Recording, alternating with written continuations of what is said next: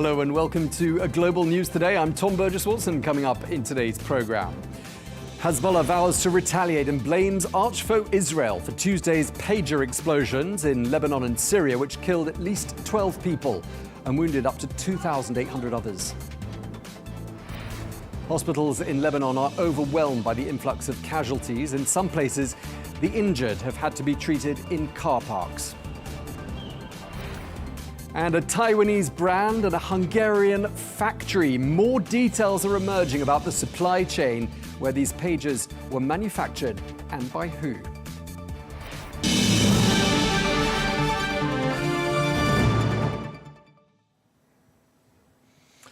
Welcome to today's programme. Lebanon is slamming Israel for carrying out, quote, a cyber attack, which resulted in hundreds of pagers exploding at the same time. Well, the country's foreign ministry says it has complained to the UN Security Council. This as the Middle Eastern country tries to ease tensions with Israel amidst the war in Gaza.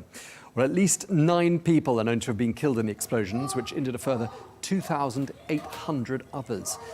Well, the pagers are thought to have been used by the Iran-backed Hezbollah group. Well, Israel has not so far claimed responsibility. Meanwhile, the militant group Hezbollah says it will retaliate. Well, for the latest, we can cross to Beirut and we can speak to Salah Hijazii, who is the deputy editor at the newspaper L'Orient Le Jour. Thank you so much for taking the time to speak to us. In an article in today's edition of L'Orient Le Jour, the Lebanese French language daily, which exists in English as well, I should add, you asked the question, is all of this a prelude to a larger military operation by Israel? What's the answer? It has been said that through this cyber attack, Israel was able to impact Hezbollah's ability to communicate. Because ever since the beginning of this war, Hezbollah has been relying on more and more traditional means of communication in order to avoid Israel's ability to infiltrate its communication networks.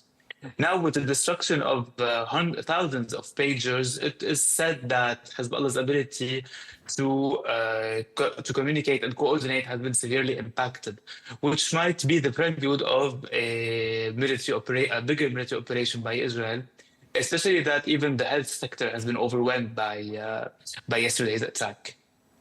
Now, another version of the story says that Israel was preparing a similar plan, but ended up having to pull it off and to launch the cyber attack in a hurry because it appears Hezbollah was able to identify some pagers that where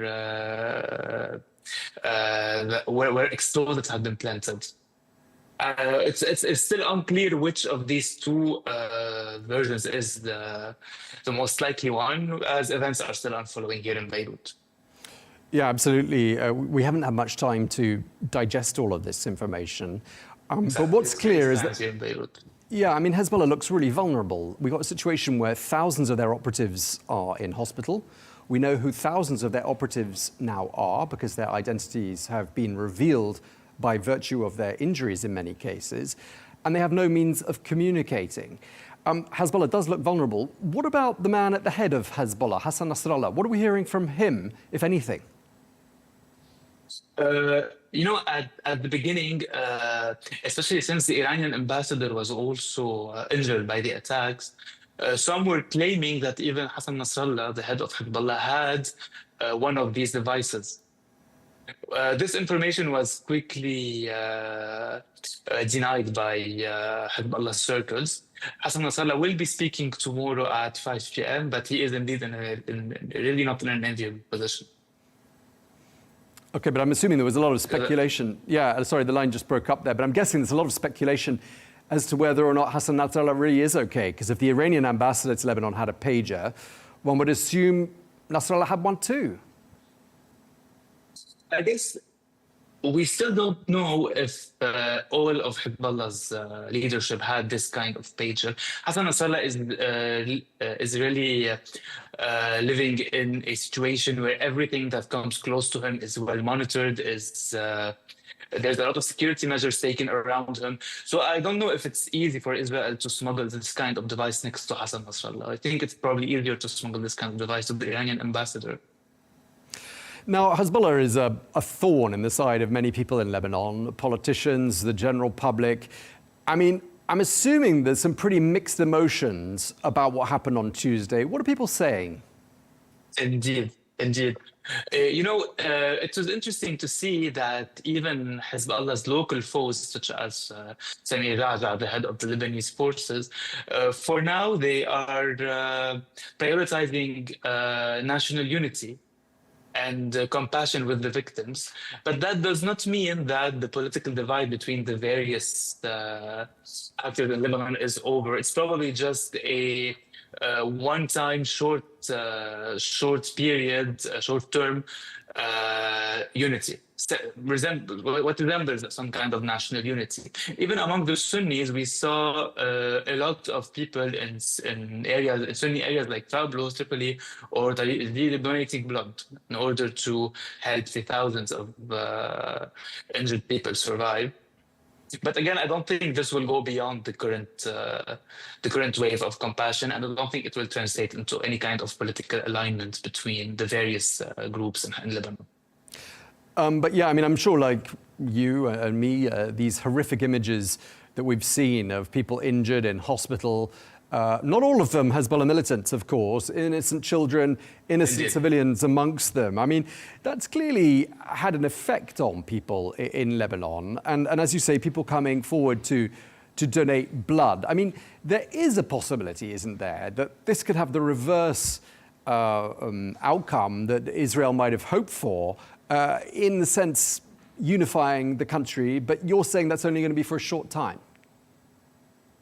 Yeah, I don't think that this kind of operation will be able to fix the political strife in Lebanon. You know, there are a lot of grievances among the various factions that compose our political landscape, and although clearly there is a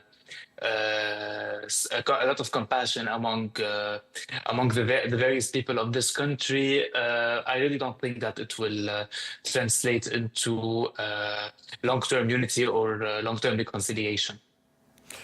What's the latest you can tell us about the situation in the hospitals in Lebanon? Because, 24 hours ago, hospitals were so overwhelmed that people were being operated on in car parks, even schools that were being used as makeshift hospitals. What's the situation today? So far, what we know is that although the situation is far from perfect, as you said, it seems that most hospitals are still handling, because the injured are spread all around the territory, not in just one area. So far, it seems that the health system is being able to handle, but is indeed under a lot of pressure. Okay, and what would you characterize the mood as being in Beirut today? Are people walking around going about their daily lives, or do you get the impression people are stunned and shocked walking down the streets? The mood is rather gloomy here in Beirut. Schools have closed down, some businesses have closed down, universities as well. The streets are emptier than usual, and it does feel like there is a good some degree of people are feeling vulnerable, and especially that for the first time, the streets of Beirut itself were hit by the Israeli attack, which is the first since October 7th. So it does feel like people are scared, people are fearful, and everyone is waiting to see what Hezbollah will do next, because this will probably determine the outcome of this war. Okay, we're going to have to leave it there. We're out of time. Support front. All right. Thank you so much for taking the time to speak to us, Salah Hijazii in Beirut. My pleasure. Thank you very much indeed.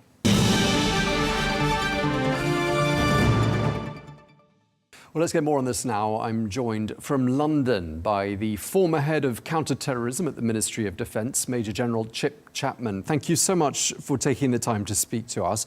Does this sound to you like it was a plan many years in the making? Well, anything which requires ingenuity also requires time. And this was certainly an ingenious execution of a plan. So I suspect it has been a long time in the planning. And in a sense, we've seen evidence of this type of thing recently with the Department of Justice indictments in the US of Russian companies, where there's a use of front companies and shell companies in enabling these things to happen. And this is where I think you potentially in the future will see this Hungarian connection in the same way that the shell companies for the American indictment had companies from Turkey, the UAE, and Mauritius. Yeah, as your answer implies, I mean, more details are sort of trickling out as the hours go by. We've got this Taiwanese brand, we've got this Hungarian manufacturer. How long does it sound to you like these pages had actually been in the possession of Hezbollah for?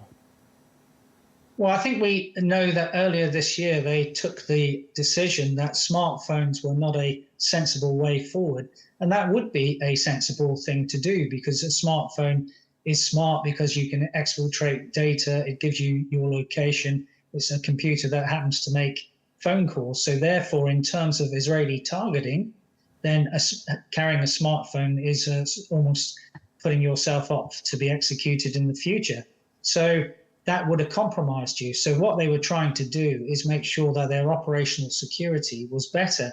The failure is in their counterintelligence and protective security in enabling these devices to come in without being checked. And that is a big no-no by itself, because of course a pager by itself cannot explode in the same way that a shoe couldn't explode. And yet we had the shoe bomber with Richard Reed and Al-Qaeda plot, in the same way that we had the underwear bomber, which nearly killed Mohammed bin Naif, with an Al-Qaeda plot with Abdullah al-Asari, in the same way that we had the cassette bomber from the master bomber of Al-Qaeda in the Arabian Peninsula, Ali al-Asari. So all these things are benign unless someone tampers with them. This was certainly a device which had been tampered with. Yeah, I mean, tampered with to the extent that it injured thousands of people. Just tell us a bit more about the tech that was involved, because, I mean, just to be clear, I mean, this was not just a lithium battery overheating and exploding, was it? There's clearly an explosive that's been added into that device somewhere or other. Was it in the battery, do you think? No.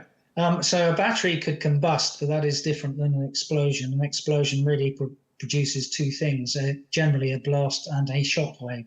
Now, in terms of the amount of the grams of explosive here, probably between 5 and 10 grams. So 5 grams of TNT in close proximity would produce a very limited blast radius. And that would be the thing which in close proximity to a body would produce those injuries, such as the hand injuries, chest cavities. So in a way, it depends where you were carrying the pager, and also if there was a delay from the pager pinging and whether you picked it up and looked at it close to your face, so that the injuries would be to the head. So I think there'll be a spectrum of injuries, which I think we've already seen, to hands, to faces, and to eyes particularly. But if you didn't had it in your pocket, then there are obviously potentially groin injuries as well. So a big spread of injuries. In terms of targeting, this is very precise targeting from the Israelis, assuming it is the Israelis.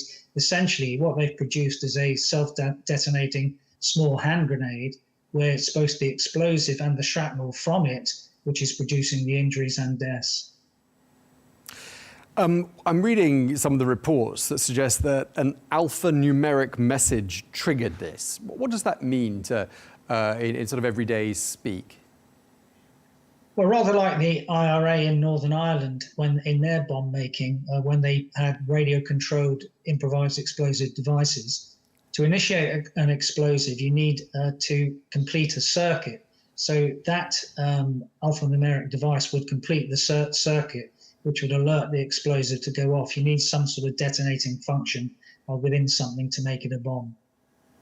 Okay, and one of the other questions that struck me whilst doing my research on this is the fact that people are still using pagers in the year 2024 is surprising enough. Even more surprising, that Taiwanese company produced about 240,000 pagers in the first 6 months of this year. I mean, who are the clients of pagers in this day and age? Is it simply people, groups like Hezbollah, people with something to hide?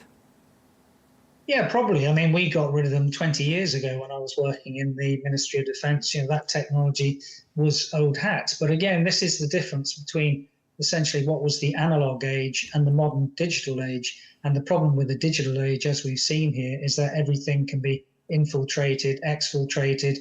In terms of software and hardware, you can have what we call zero-day capabilities, rather like one of those was used, for example, in the Stuxnet attack on the centrifuges in Iran in 2010. And that is the vulnerability of everything in the digital age these days. And this is being described as well as a supply chain hack. I'm seeing that term being bandied around quite a bit at the moment. I mean, do you think this is something we're going to be seeing more of in the months and years ahead?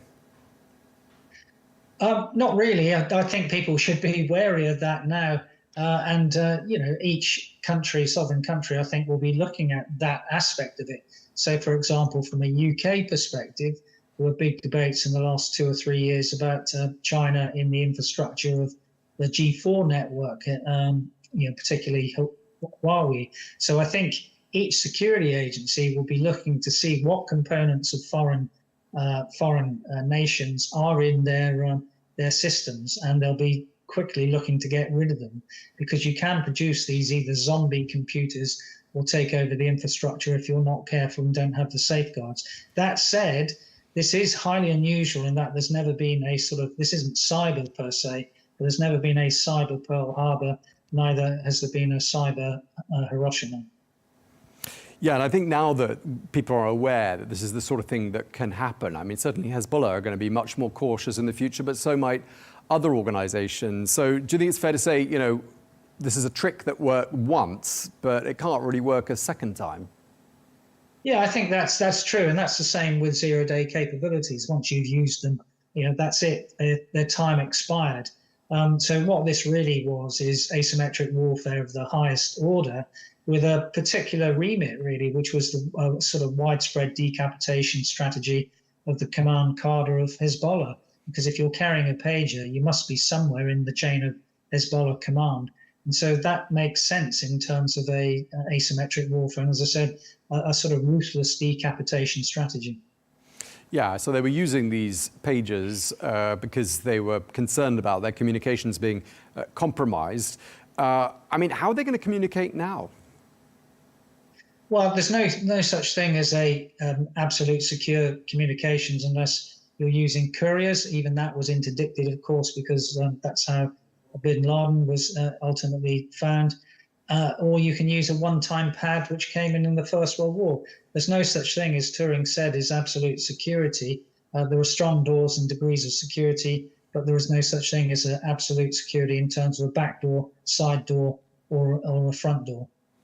Okay, so there's no such thing as a totally risk-free platform for communication, despite some of the promises that are made by some of the applications that are out there that your messages are completely secure. So you're saying that doesn't exist?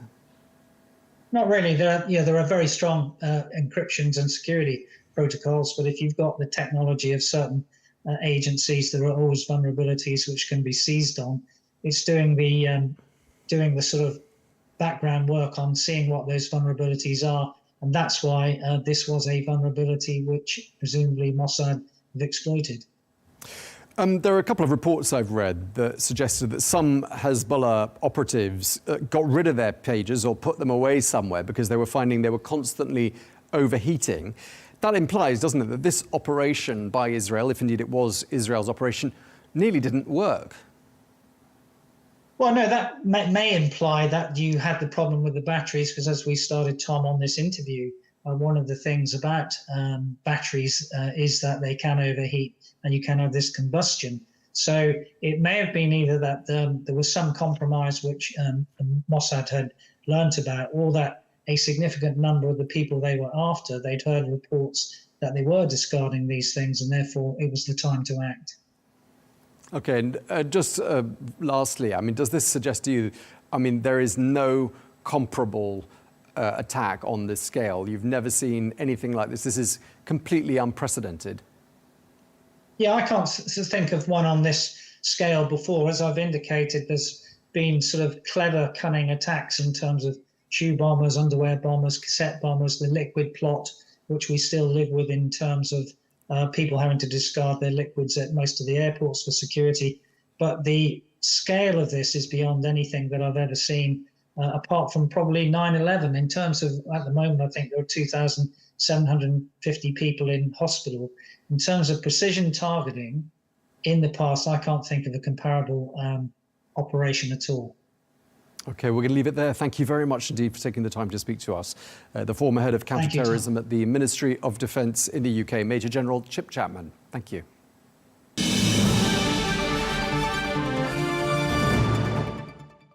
Well, for more on what the US is saying about these developments, we're going to head to Washington and we can speak to PJ Crowley. Thank you very much indeed for speaking to us. You're the former US Assistant Secretary of State for Public Affairs under President Obama and Special Assistant for National Security Affairs under President Bill Clinton. Thank you again for joining us. Washington says it wasn't involved. Washington says it has no idea who's responsible for those pager attacks. Does that all sound likely to you? Well, I think it is certain that the United States was not involved.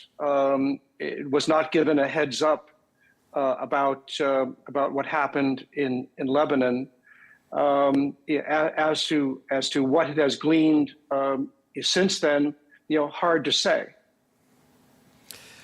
I mean, it does sound, and we've got the impression in recent months and weeks that Washington has been losing patience or has been getting frustrated, to say the least, with Israel. Does it sound credible to you that perhaps there was a message in this attack to the United States, namely get Hezbollah to stand down somehow or other, otherwise that regional conflict that everyone's been fearing really will be a reality? Well, look, I think the United States is well aware of the incredible intelligence capability that Israel possesses. We have seen in recent weeks, months, and years that Israel has the ability to strike out at its adversaries. That doesn't mean that this comes, at a quote unquote convenient time for the United States. Here we have the Secretary of State, in the region, trying to negotiate a ceasefire with regard to Gaza. At the same time, you have Israel escalating its ongoing conflict, with Hezbollah. The difficulty for Secretary of State Blinken and for the United States is that we do not have a strong relationship at the leadership level in Israel at the moment. It's a strong strategic relationship, but there are clear strains and disagreements as to the conduct of this conflict. And the common denominator when you look at Hamas, Hezbollah, the Houthis, militias in Iraq is Iran, and the United States does not have the ability to talk directly with Iran. So, Tony Blinken is doing his best in the region, but it's difficult to see how much he's going to be able to achieve. Yeah, I mean, the United States has been calling on Iran and its allies, you mentioned the Houthis in Yemen, saying don't take advantage of the situation to raise the stakes or bring about more instability. What sort of scenarios do you think they're envisaging by way of possible retaliation for those attacks in Lebanon? Well, the Hezbollah has promised a response, but right now it is quite likely, in chaos. It has lost the ability to communicate, directly with its various elements across Lebanon. So I think it's going to take some time for Hezbollah to figure out what to do and what it means. So the US, as you've been saying, concerned that Iran, its allies like the Houthis in Yemen, could take advantage of the situation. What sorts of scenarios do you think Washington's envisaging by way of possible retaliatory action by those allies in the region? Well, Hezbollah has promised an attack of some time, a response of some kind. Right now, it is undoubtedly in chaos because it's lost the ability, to communicate reliably with its various elements. So I think it'll be some time before we see, Hezbollah's response and what that means. Israel has in the past demonstrated the ability to neutralize, the launching of rockets from Lebanon, into Israel proper. So much depends on Iran's calculations here, as we've seen in the past with various provocations. Iran is very cautious about how it responds or how its various militias respond, and I think that will be the case here. No doubt, the United States has communicated indirectly, with Iran regarding this latest situation. It is a multi-sided chessboard. It is highly complex and very hard to predict at this point. Yeah, I mean, one of the analysts we spoke to yesterday here on Al Arabiya was saying this is a humiliation for Hezbollah, and by extension, it's a humiliation for Iran. And there's been a chain of these humiliations when we look at targeted assassinations and various other operations carried out by Israel. I mean, it's very difficult to imagine Iran and its allies doing nothing, isn't it? They have to, don't they, for the sake of their own image? And just to add to that, Tom, it is difficult to know how much influence Iran actually has. You had a situation, in the last few days where the Houthis out of the blue, launched a rocket into Israel proper. So it is entirely possible that, while Iran wants to be cautious, does not want to see, wants to see a response, but does not want to see a further escalation, how much control it has over various elements will be part of this, very difficult and complex equation.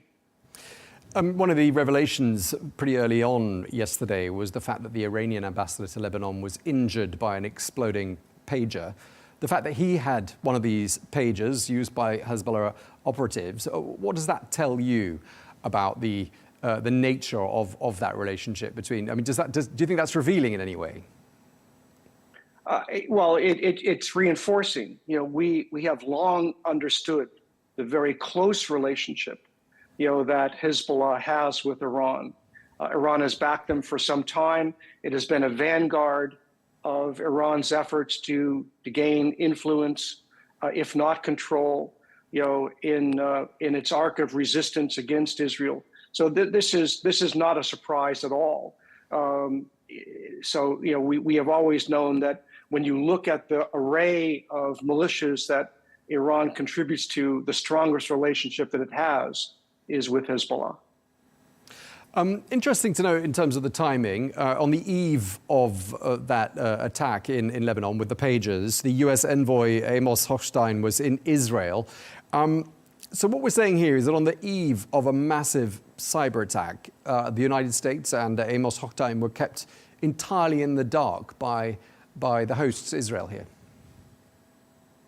Sure, and that just underscores how difficult the relationship is at the leadership level, between the United States today and Israel today. Benjamin Netanyahu is fighting for his political life. He has resisted efforts to reach a ceasefire in Lebanon. He has resisted efforts to even engage in calculations about what happens the day after the conflict ends in Gaza. He seems to be prepared, to widen the conflict, in not only to try to force Hezbollah back from the Lebanese border, but he's widening the conflict because he understands that when this war ends, and inevitably it will, he faces an uncertain political reckoning of his own. But while we have a strong strategic institutional relationship between the United States and Israel, right now at the political level, there's great tension, there's great disagreement. Netanyahu and Biden are openly on different pages when it comes to the conflict here. And as Amos Hochstein just found out, we're not on the same page with the Minister of Defense, Gallant, as well. So this makes it very, very difficult. The United States does have influence with Israel, but at the present time, one has to acknowledge that influence is very limited. Yeah, I mean, it sounds like you're echoing what a couple of people we've spoken to here on Arabiya have told us in the last few days, namely that Benjamin Netanyahu is really biding his time, at least until November. What sort of an outcome do you think he's hoping for in the US election? And I think that's it's a very very important backdrop to underscore. We are 6 weeks from the presidential election. It is unlikely that the Biden administration is going to change course, before early November. So we're trying to do our best to keep a lid on to prevent an escalation, but you're going to need, in all likelihood, some clarity as to political leadership in the United States, in Israel, in the region, if you have any prospect of making major progress on this going forward. And even that's going to be very difficult. But sure, whether you're Iran, Russia, China, Israel, you're all looking to see what happens in November, and that's going to guide various actions between now and then. All right, we're going to leave it there. Thank you very much indeed for taking the time to speak to us. PJ Crowley, thank you so much. You're welcome.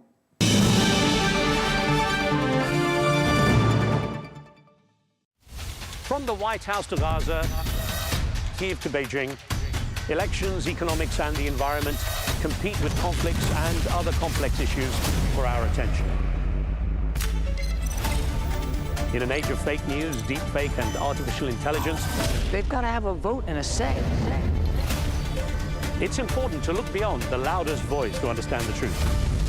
From newsmakers to groundbreakers, My campaign is going very well. presidents, prime ministers, princes and peacemakers, and cultural tastemakers. As Arabs, as Middle Eastern, we're too emotional. Join me on The Riz Khan Show for empowering conversation.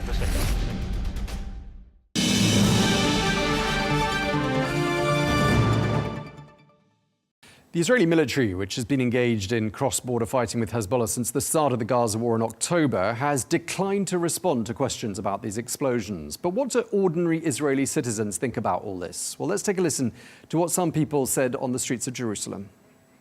It was a great thing, I think very clever, very focused, and I thank God that it happened. It's the time to punish the wrong people, the bad people, the ignorant people. What I think is that Israel proved again that our imagination is endless.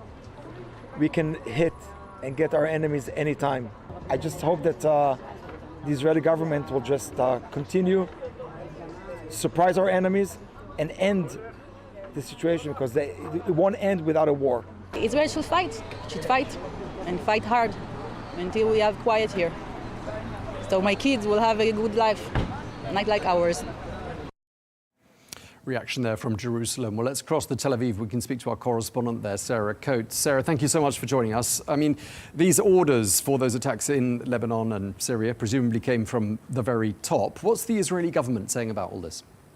Hello there, Tom. Still no comment from any Israeli official, and it's pretty unlikely that there will be one, given that Israel's policy is not to comment on these kinds of matters. But we do need to remember what we heard just hours before this attack, and that is Israel expanding its war goals to include returning these displaced residents, some 60,000 northern Israelis, to their homes. But certainly a lot of concern on the ground, and this is why very high-level meetings have been taking place just a few kilometres from where I'm standing here in Tel Aviv at the IDF headquarters, the Kyria. We do know that top security officials have been meeting there, including the Prime Minister Benjamin Netanyahu. So certainly, once again, a lot of concern after this attack, but really on the ground, what is also being seen is further deployment of troops. This is the 98th Division of paratroopers. They've recently been serving in Gaza. They've had a few-week break and are now being redeployed to this northern border with Lebanon. Now, Tom, according to a number of reports citing senior US officials, Israel's Mossad did actually plant these explosives in these pages months ago. Now, this was reportedly initially planned as a sort of pretext to a wider scale confrontation, but there was a lot of concern within the Israeli security establishment, according to these reports, that this plot was about to be foiled, so they detonated these explosive-laden pages early. Okay, and we're hearing Hezbollah saying they're going to retaliate. Is that generating much concern there in Israel? Certainly in these northern regions, it is generating a lot of concern. A number of municipalities up in the north, they've been instructing residents to remain very close to shelter, although at this hour, there is still no change in the military's home front command, the directive given to the public. Here on the ground in Tel Aviv, where I am, it's pretty much business as usual. People are certainly talking about the prospect of a wider scale war, and flights have been cancelled. We're talking here Air France, British Airways, Lufthansa. Flights until further notice in and out of Tel Aviv have been suspended. But really, in terms of here on the ground in Tel Aviv, life is very much as usual. We're not seeing any panic buying like these previous confrontations between Israel and Hezbollah, and people are really going about their day as normal. So on the ground, not much has changed, but certainly that is a very different story in these northern areas. Meanwhile, the US Secretary of State Antony Blinken paying a visit to Cairo today. Just tell us a little bit about what he's been trying to do there. What was really being seen before this incident yesterday, or this string of incidents, I should say, was potentially a ceasefire in Gaza would bring about calm in the north between Israel and Hezbollah, but certainly that seems now like a pretty far reach. But that is what the US Secretary of State Antony Blinken has really been going for. We're seeing diplomacy in overdrive. He's just held a presser in Cairo, and he denied that the United States had any prior knowledge of this attack. Now, there are reports in US media that Israel's Defense Minister Yoav Gallant, that he called his US counterpart Lloyd Austin very soon before this attack, didn't give any specifics, but we do know that the Secretary of State, he did come out in this press conference to deny that the US had any prior knowledge of this. Now, in terms of this ceasefire, it's really looking like this is not going to sort of take any form over the next short period of time. We do understand that both Israel and Hamas, they've agreed to some 15 of these 18 paragraphs. It does remain unclear what the unagreed upon paragraphs are, but what we do need to remember here is this main sticking point that we've been seeing for these past few months, and that is Israel's control over the Philadelphia corridor, that very narrow strip of land that divides Egypt and Gaza. And this is an area that the Israeli military establishment has been saying, as well as the Prime Minister Benjamin Netanyahu, that it will not relinquish control over, saying that this could then see weapons smuggling from Egypt into Gaza. But we did also hear from the Egyptian President Abdel Fattah al-Sisi. He said, and his foreign minister, that there's absolutely no way that Egypt will accept anything but a complete Israeli withdrawal from the corridor. OK, we leave it there. Thank you very much indeed for that update. Our correspondent in Tel Aviv, Sarah Coates, thank you very much indeed.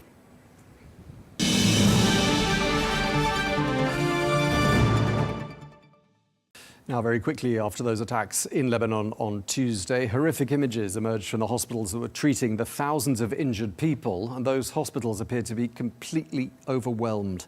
Well, for more on this, we can cross to Oxford and we can speak to Dr. Nick Maynard, a surgeon who makes regular trips to Gaza to carry out emergency procedures. Thank you so much for taking the time to speak to us.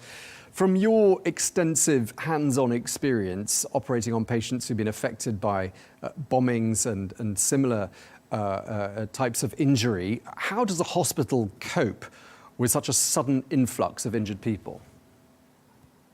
Thank you very much for asking me on today.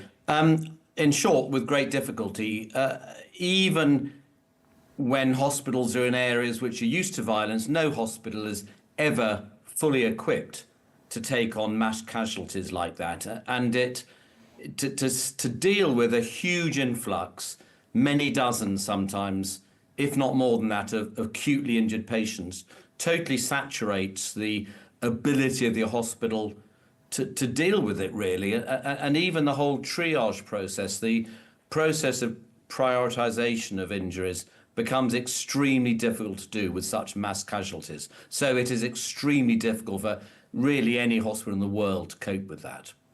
Indeed. I mean, one would assume as well that when a child comes into a hospital injured in a situation like that, they'd go to the front of the queue, but there could be other children in front of them. I mean, it sounds like absolutely mission impossible.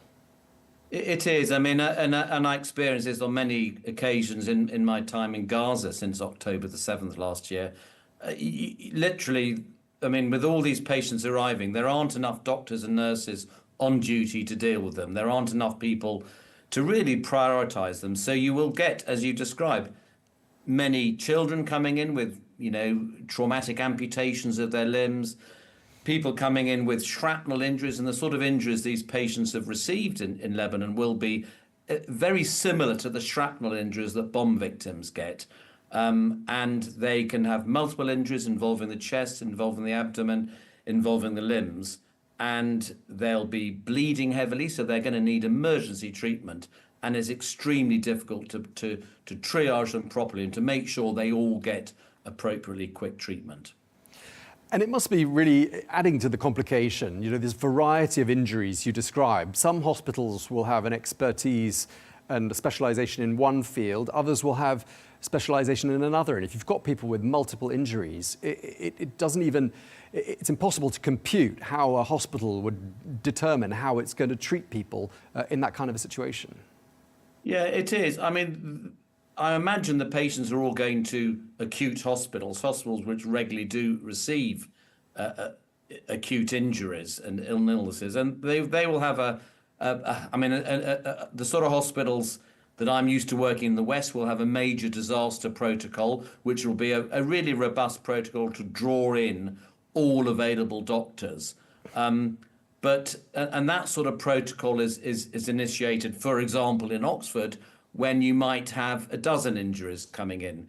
I think the scale that we're seeing in Lebanon and the scale that we saw in Gaza is far, far greater than that. And they will have doctors from different specialists, but they simply won't have enough. It'll be the sheer volume that makes it so difficult.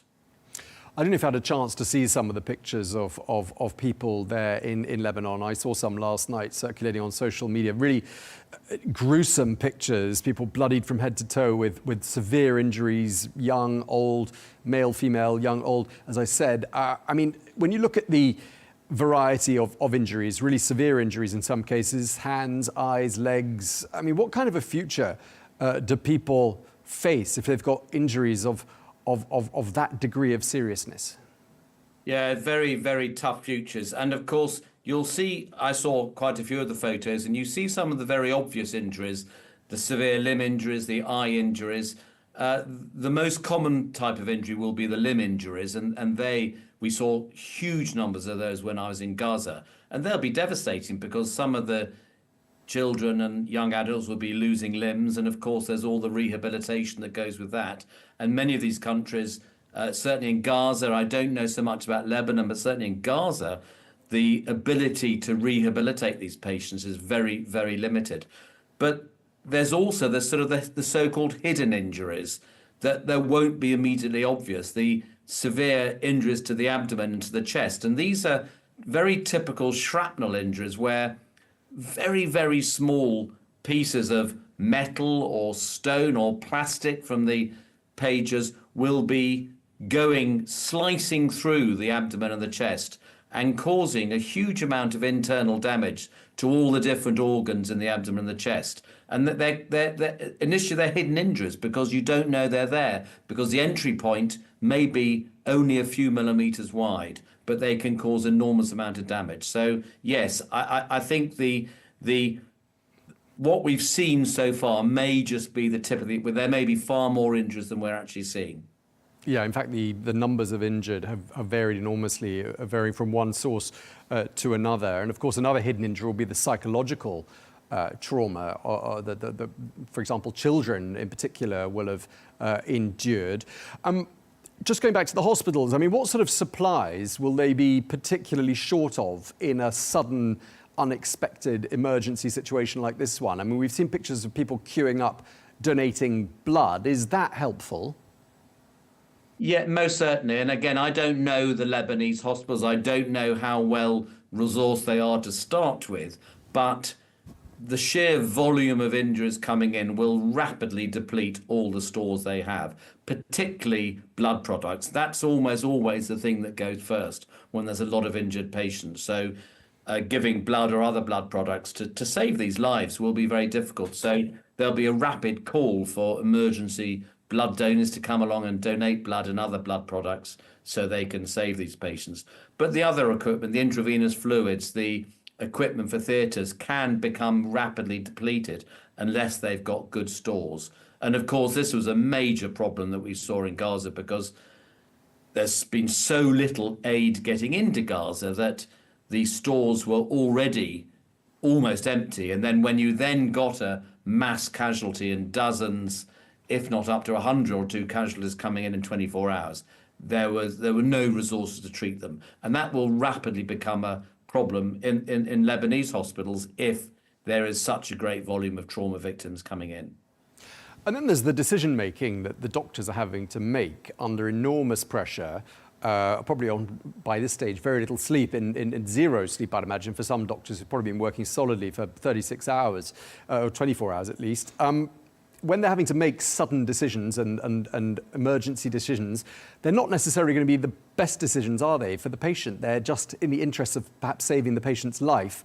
But does that mean that perhaps more people will be amputated in a situation like this because it's either that or the patient's life is in danger? Is that part of the risk of operating under these kinds of pressures?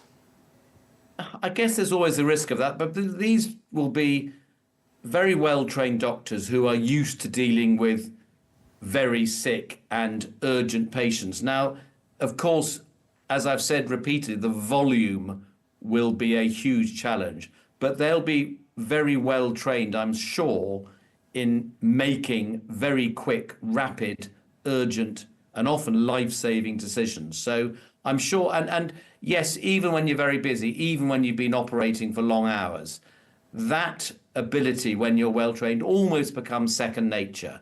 Eventually, the tiredness and the lack of sleep will have an impact. But I suspect they're very well trained, very used to doing this. And although they are very rapid decisions to be made, for someone who's doing it regularly, they're usually pretty straightforward decisions, very important decisions, but usually straightforward. And of course, there'll be, when the decisions might be difficult, they will call upon other colleagues who are equally experienced to share the decision making. Let's just talk a bit about your experience in the field and operating in dangerous situations like Gaza. Just tell us a bit about that. And for example, what goes through your mind when you're working in a place like that, where your own life is in danger as well as that of the patient? I mean, to say it's a challenging place to work is a huge understatement. I've been going to Gaza since 2010, so I've had many visits there before October the 7th.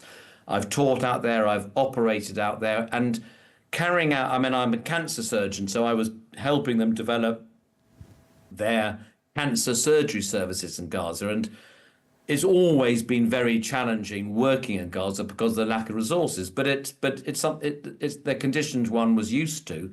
But since October the 7th, the challenges just became enormous. And I alluded a little bit to it. Very little resources. Fear that the hospital itself will be attacked. We were reassured at the beginning that the deconfliction process whereby the hospitals were protected would be sacrosanct. But of course, that's not been the case on many occasions in Gaza.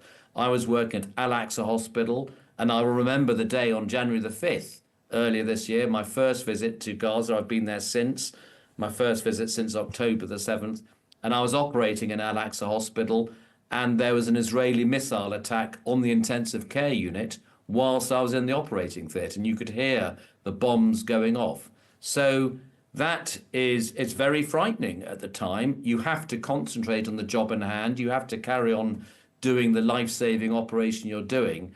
But it really makes you very concerned about working again in those circumstances. We had to evacuate. All the foreign doctors had to evacuate from Al-Aqsa Hospital immediately after that missile attack because, of course, it wasn't safe. But we went back again a few weeks later, knowing that threat was there, but knowing that our help was so essential that the need to go there really dwarfed. It didn't completely negate any fear. We were very aware of safety issues, but we felt a great need to go out there and continue our help. Yeah, but I just want to, understand a little bit more about what motivates you to go to a place where you are so very much in danger. What goes through your mind? Well, I can tell you what motivates me is my many years of experience of going to Gaza, loving the place, but most importantly, loving the people there. And I've made many very close friends, people I would call my family, who I've known for many years. And I spoke to them regularly straight after October the 7th, when all the atrocities started after then. And it was very clear to me they needed help. And when people who've been close friends for many years asked for your help, I felt obliged to go out there and help them, despite the risks to personal safety. And as you said, you're an oncologist, a cancer surgeon, and presumably you're having to do a whole variety of different types of surgery as well as per requirements of the people coming into the hospitals. Is it very difficult to adapt from one type of surgery to another? It's a very good question, that. I mean, in many ways, the last thing they need in Gaza at the moment, tragically, is highly specialized cancer surgery. They need people to do trauma. So I am a cancer surgeon, but I've been for many, many years, decades, I've been operating routinely on the abdomen and the chest, doing mainly cancer surgery. And the surgery I was doing was for trauma, but it was still major abdominal and thoracic surgery. So I was operating in areas I've been used to operating in for many, many years. And although we were dealing with trauma rather than cancer, it's not dissimilar surgery. We're operating on the same organs. But we were working in conjunction with the local surgeons, who, of course, are very, very experienced trauma surgeons. So we had a sort of very symbiotic relationship that we often operated together, and they were the more experienced emergency trauma surgeons, but I would be able to help with the more complex damaged organs, which I was used to operating on for cancer. So I think we all learned from each other very rapidly. Okay, well, we're going to leave it there. Thank you so much for taking the time to speak to us here on Al Arabiya. Dr. Nick Maynard, thank you very much indeed. Thank you very much indeed.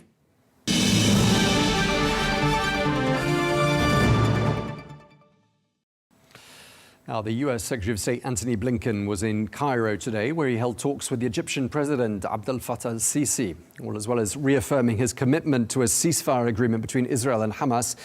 He told reporters that the US had no prior knowledge of Tuesday's deadly attack, which targeted those pages used by Hezbollah.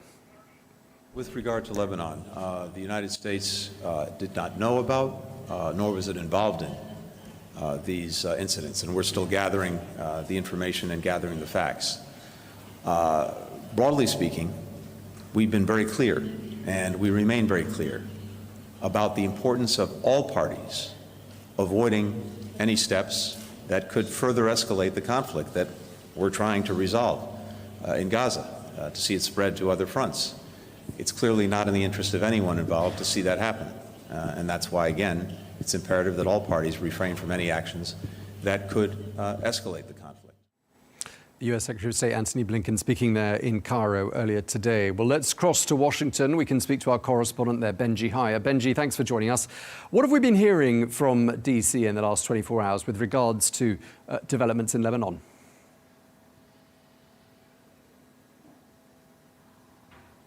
Well, frankly, in terms of official on-the-record statements, like we heard there from Antony Blinken, not much. It has been the Secretary of State who has been making the comments that have dictated the US position on this so far. You heard them there. Again, a regular call that we've heard from Washington to try to de-escalate tensions in the region, following the escalation that we've seen between Israel and Hezbollah, following, of course, that war between Israel and Hamas in Gaza that is ongoing. I think the main takeaway being that the United States was not informed of this by Israel, assuming that this was conducted by Israel. Israel have not confirmed or denied either way. The United States was not informed beforehand of this and was not involved in any sort of way. There has been, over the past 24 hours, some fresh reporting about how exactly this might have been conducted, with malware tampered with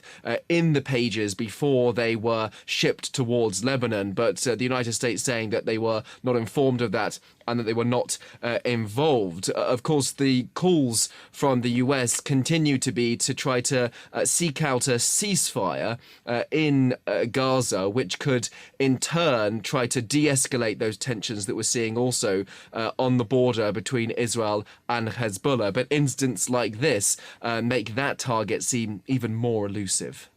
Yeah, so what you're saying is Washington pretty much taken as much by surprise as the rest of the world by Tuesday's events. And this is perhaps just another example, isn't it, of cases we've seen in recent months and weeks, US officials expressing quite serious frustration with Israel.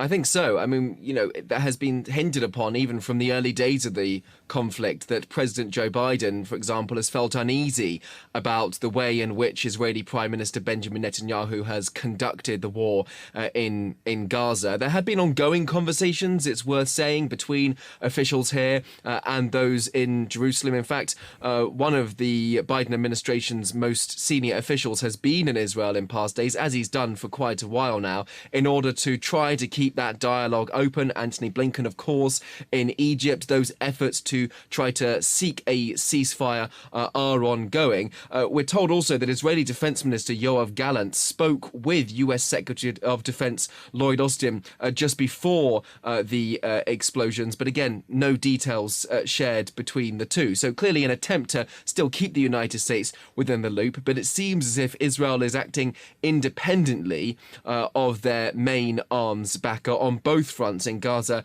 and in Lebanon, and clearly have not managed to heed those calls for a de-escalation, despite pressure internally in Israel from many to push towards a ceasefire agreement.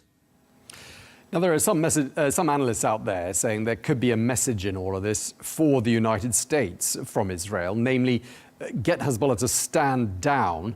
Otherwise, Israel really will turn this into that full-scale regional war that nobody wants. What do you make of that reading?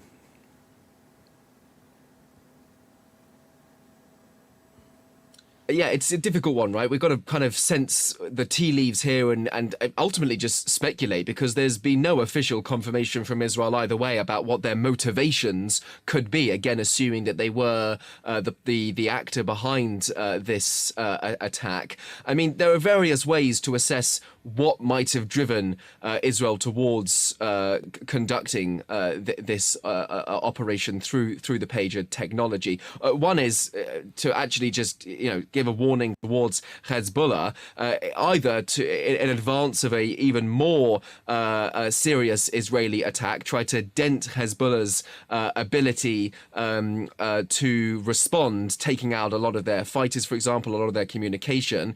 It could be also to try to stop an impending Hezbollah attack that Israeli intelligence might have sensed, or it might have been, as you mentioned, to send a message to another party, be it Hamas in Gaza, saying we have eyes and ears everywhere, we are fully aware, don't try anything, or also to put the pressure on, for example, Washington to try to play an even greater part in pushing Hezbollah to stand down. Now, that would be an interesting one, given the United States has for a long time condemned Hezbollah's actions, condemned Iran. It even helped it step in to prevent the full scale of atrocities that could have happened if you recall months ago when Iran launched those barrel of rockets towards Israel. So the United States has been involved in trying to stop much of the destruction that could have been caused by Iran or its militias in the region that it backs.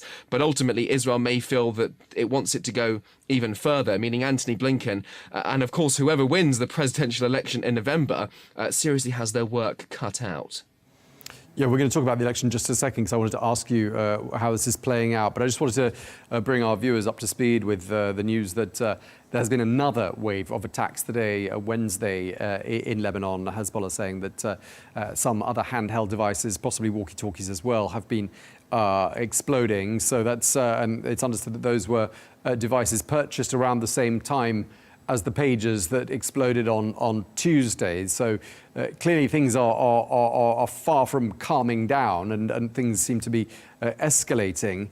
Just going back to the elections in the United States, Benji, I mean, we've got this looming election in less than 2 months from now, and I'm just wondering whether events in Lebanon have been mentioned by either of the candidates.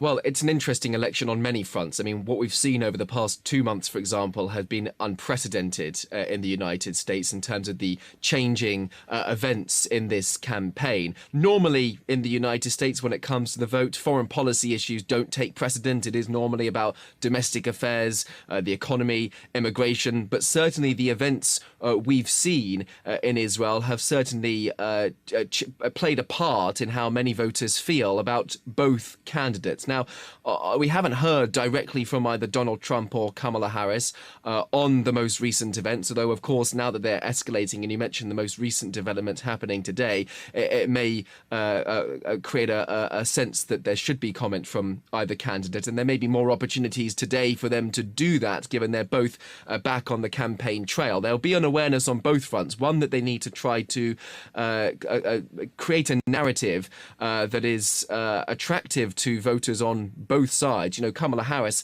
has to toe a very careful line between appeasing many Americans who are still pro-Israel, and she says that she has unwavering support for the Jewish homeland, versus also sympathizing with the views of those who are pro-Palestinian, and she has urged more help for the Palestinian cause, and again, as with her boss, President Joe Biden, called for a ceasefire. President Joe Biden's rhetoric quite different, saying that Israel must finish the job in Gaza. So that's on the campaign front. But I think there'll also be awareness that ultimately when they take office, either of them in January 2025, that they will inherit this increased volatility in the Middle East. It is now increasingly unlikely that we'll see any ceasefire agreement before the presidential election in November. So as I said before, they've certainly got their work cut out when they take the top job in the White House. Okay, Benji Hire in Washington, thank you very much indeed for bringing us all the latest.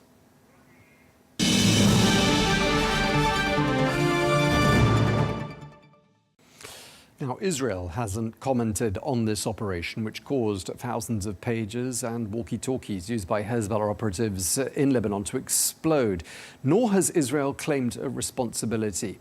What we do know is that Israel has a secretive cyber warfare unit known as Unit 8200. So did they have a role in this attack? Well, for more, I'm joined by the former IDF Deputy Director of Military Intelligence, now Senior Researcher at the Institute of National Security Studies at Tel Aviv University, retired Brigadier General Dr. Meir Elran. Thank you so much for joining us. No doubt in anyone's mind that this was an Israeli operation. Is that a fair assumption? I think it's fair, yeah. What's making you say that? Well, I don't know for sure that this is Israel, but the context, the the situation right now in the Middle East and the capacities, the magnificent capacities of the Israeli intelligence community are quite evident in what happened yesterday. And who knows, maybe also regarding what's happening today, because I hear that there are further blasts in Lebanon in various places, in communication systems. So maybe it's an ongoing thing. I don't have any information about the details, unfortunately. Yeah, some analysts saying this bears all the hallmarks of a Mossad operation. And could it be a Mossad operation in conjunction with that mysterious unit, Unit 8200? Well, let me put it this way. The military intelligence unit 8200 is not mysterious. It's a well-known, it's the largest Israeli military organization. And everybody knows about that. I mean, this particular unit is responsible, I would say, for the magic development of technical capacities in Israel. The startup nation actually started at 8200. And so this is a long history. The capacities of this particular unit is developing all the time. But I must add again that as far as I understand, this was mostly a Mossad enterprise, even though the Mossad and the Shin Bet and the other parts of the community, of the intelligence community, are well known for their very close and intimate collaboration. So maybe it was a co-production of more than one unit in the IDF and in Israel in general. And does all of this suggest to you that there's at least one weak link in the chain in terms of the Hezbollah chain of command, i.e. Hezbollah's got some leaks? Well, let me put it this way. There are lots of faults in any systems chain, and Hezbollah is not immune from failures. As a matter of fact, they have shown recently a high level of self-confidence and assurance, and I think it was not really well-based. And luckily, Israelis and the military in Israel is capable of monitoring their weaknesses, their pitfalls, their issues, and to challenge their overall machinery. And this is what's happening right now. It's not only a military combat, it's also a minds combat. And in this respect, I think that we are in good shape, especially when it comes to technologies and capacities to implement, the highest level of technologies to get the accomplishments that we need to have. Yeah, so the psychological dimension that you alluded to there is basically this message to Hezbollah and anyone who sympathizes with them that there's nowhere to run. They're not safe anywhere. Do you think that sums it up? Well, this is absolutely true. The psychological component of all that is very, very significant. But you have to understand that when you are in a situation of war, the two sides are having issues with their psychological situation. I must say that I'm quite content with the fact that, there is confusion and a chaotic kind of an atmosphere within the echelons of Hezbollah, and unfortunately also in Lebanon at large. But I must tell you, we are engaged as Israelis for the last year with a major, war with not only with Gaza, with the Palestinians, with the terrorist organization of Hamas, but also with Hezbollah. And unfortunately, this goes on, and there are also repercussions with regard to the Israelis on our side of the. You have to remember that the situation is quite dire on our side as well. We have also our own psychological problem or political problems or whatever you want to call them. The fact of the matter is that because of the war, tens of thousands of people had to be evacuated from their homes alongside the border with Lebanon. This is a major problem that we have to solve, and the sooner the better. We need to bring our people back safely to where they belong. And I think that the most important thing, and this is really the strategic context, is that this war has to end, and not only in Lebanon, but also in Gaza, in such a way that we will be able to bring back some kind of a stability to the region and to start reconstructing this whole element. I mean, war is not something that we're looking for. The whole thing was enforced upon us in a very brutal manner by Hamas, and then Hezbollah joined in, and we are responding to the challenge as best as we can. And we have also our problems, and our needs and our interest, of course, is to bring this war to an end as soon as possible. I mean, just looking at it from the Israeli point of view, I mean, we've got a situation where Hezbollah has been humiliated to a certain extent, weakened. They've got no line of communication, well, that we know of. One of their major lines of communication has now been destroyed. Do you think that there is an element there in Israel that's thinking perhaps this is the ideal moment to strike a fatal blow to Hezbollah? Do you think that could be a calculation that is being made right now? Well, I don't know about that, but I can tell you that Israel has good reasons, and I try to explain that in my last sentences. We have good reasons to bring about a major change in the situation on the border between Israel and Lebanon. The Hezbollah started the day after the brutal attack of the Hamas.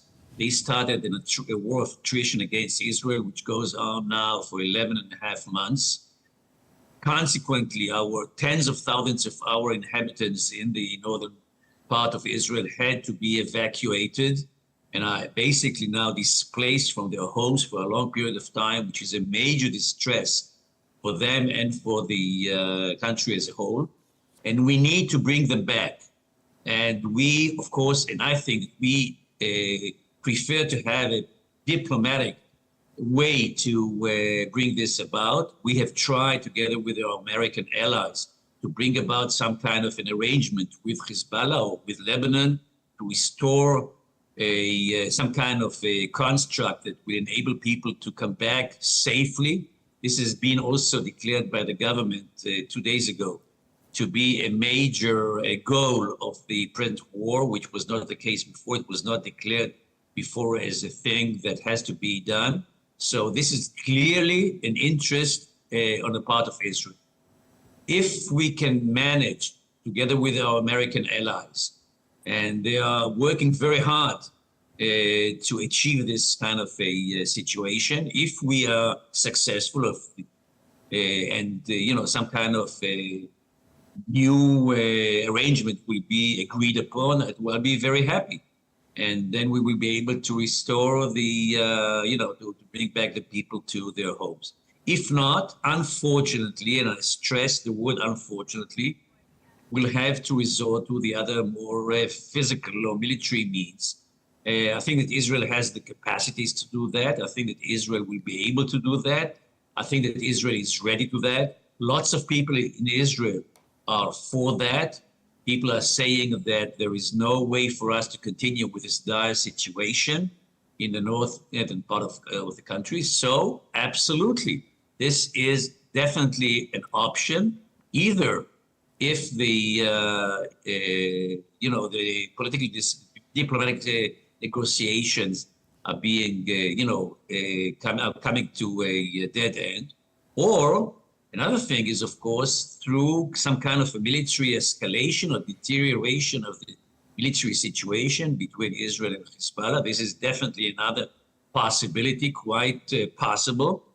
And then, of course, we'll find ourselves, perhaps even very, very soon, in a full war situation with Hezbollah. I don't think that it's a great idea. I don't think that wars are something that to be cherished, to look for. And I think that it will be bad for Lebanon, for Hezbollah, and for us as well. But if we don't have any choice, we have to get out of this situation in which we are deadlocked in, and it has to be changed in a major way, and the sooner the better. Yeah, that echoes really what the Jerusalem Post said in one of its commentaries today, saying that these attacks in Lebanon show there's been a shift in Israeli strategy towards Hezbollah. And so what you're saying is basically we're starting to see some signs of that new strategy right now.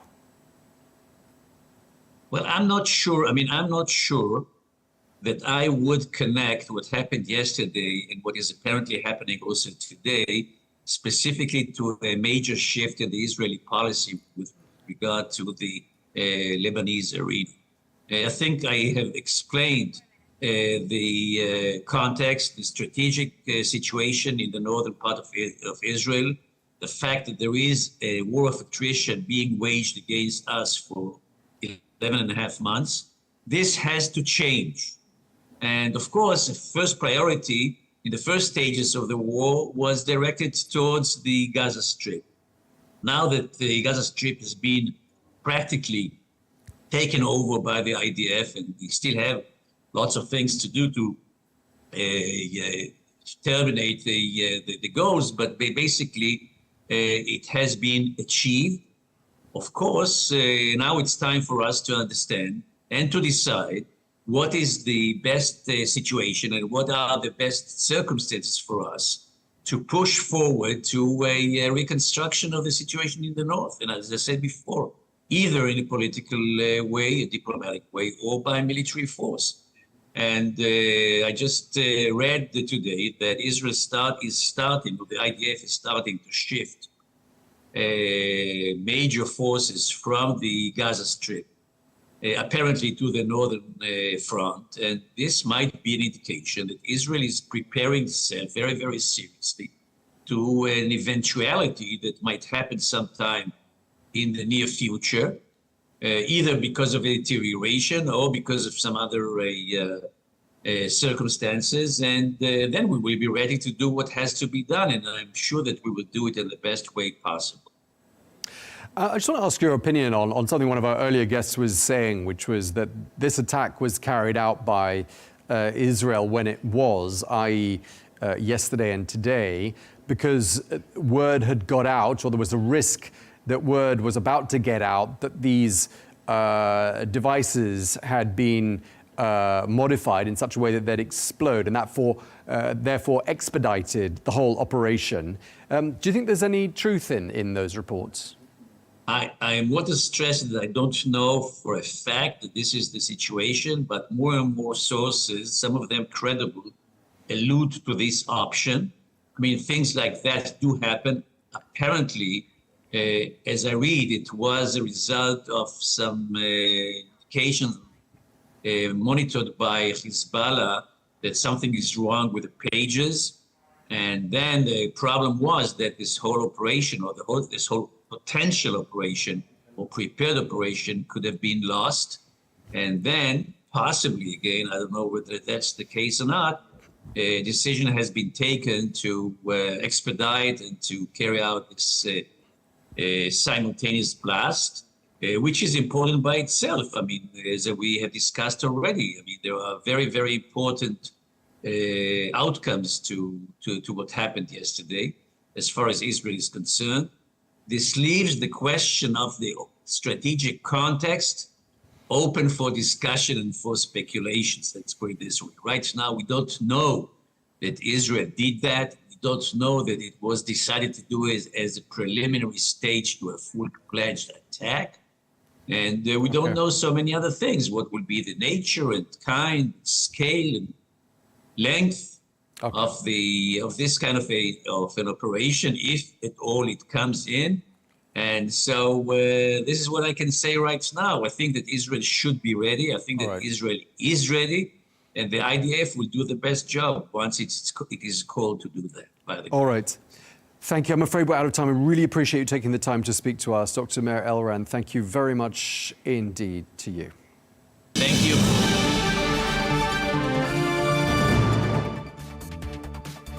That is all we have time for on Global News today. Thank you very much indeed for watching, and be sure to join us again tomorrow for more exclusive interviews and debates. Until then, goodbye.